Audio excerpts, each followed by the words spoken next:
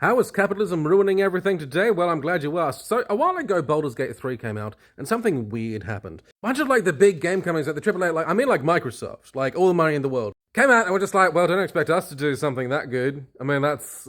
what? What? You're Microsoft. You've got, all the freaking money in the world. Why couldn't you make something that good? So you probably heard the analogy in, defense of capitalism of, the chocolate bar factory, and you've got a chocolate bar factory, and you make chocolate bars, and you've got workers, and there are other chocolate bar factories that are also selling chocolate bars, and you have to compete to each other and cut the prices down, and it all makes for a nice healthy economy, right? No. First of all, that never actually worked, because what actually happens if you end up screwing over the workers before you even start compromising on the product, and then you start compromising on the product to build more profits. And then, if you actually did invest, back into the company all the time, except you never do. So that analogy itself was already bullshit. So the thing is, the majority of companies aren't making chocolate bars, they're making stock options. The chocolate bar is entirely secondary. The company has two products, the actual product, chocolate bars, and the actual product, the stock option. See, now the priority of the company, although it never was, is not to make a good chocolate bar or to take care of their workers or whatever. It is to provide dividends for the stockholders. To be a good stock option. Everything else is whatever, no one cares. Depending on where you are, and I think this is one of the reasons they're worried about Discord, is because depending on where you are, it may actually be a legal requirement.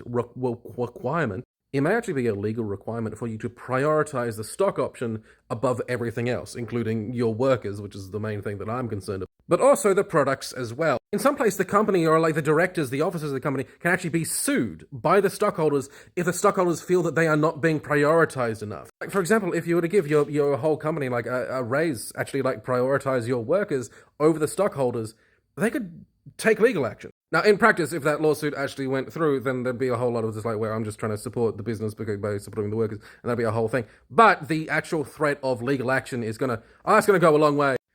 Yet again, the people who have the least power in society are, in this case, even legally the lowest priority on anyone's list. People who are doing the work, who are actually adding the value to companies, in this case, are legally their least concern. When you talk about Baldur's Gate, which in this case is the chocolate bar, right? Yes, okay. So the actual chocolate, the actual product. So in this case, the moral of the story is honestly that anything new and anything that's supposed to be good and that they have pride in is purely the domain of independent companies. The only place you're going to find good shit is the indie scene. Let's not go that far, actually. When I say that, the directors, the executives are not going to be, prioritizing the quality of the actual product of the Baldur's Gate 4 or whatever, it's arguable that if they're even seen to be prioritizing the actual product, there could be legal consequences to that. So of course they're fucking not. Which is why you have people playing things really, really safe, which is why you get so many more sequels rather than original stuff. Every time, someone in these executive positions actually takes, a risk, there's legal consequences to that, potentially. If you see in, a TV show or something, that, the executives are, really trying to sell to the stockholders, this is why this is such a good idea, they're kind of saying, don't sue me. When people are saying, is this in the best interest for the company, they're not saying for the actual company or for the product, definitely not the workers. They're saying, is it in the best interest for people higher up? And am I, the executive, not going to get sued for something? The thing is, I'm not even going to, blame, CEOs and executives and stuff like that for, caving into these sorts of interests. It's this is kind of how the system has been designed. And it's certainly the status quo that, the people with all the power coupons, money, would like it to stay. Is there an answer here? Yeah, regulations, massively improving minimum wage. Wait, you're one of them filthy socialists. Yeah. If that means that I think that we should re-angle things, that the workers, the one that are actually adding the value rather than the people that are just taking the value, I think we should change the priority system, then yeah, I guess I am. Because the system is fucked, and we ultimately rely on the governments, on regulations and things like that to try and counterbalance the fuckedness of it. But they don't. And why not? Because fucking poor people can't lobby.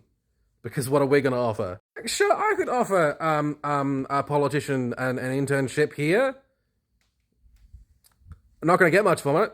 Is this kind of why, the Pokemon games, kind of suck?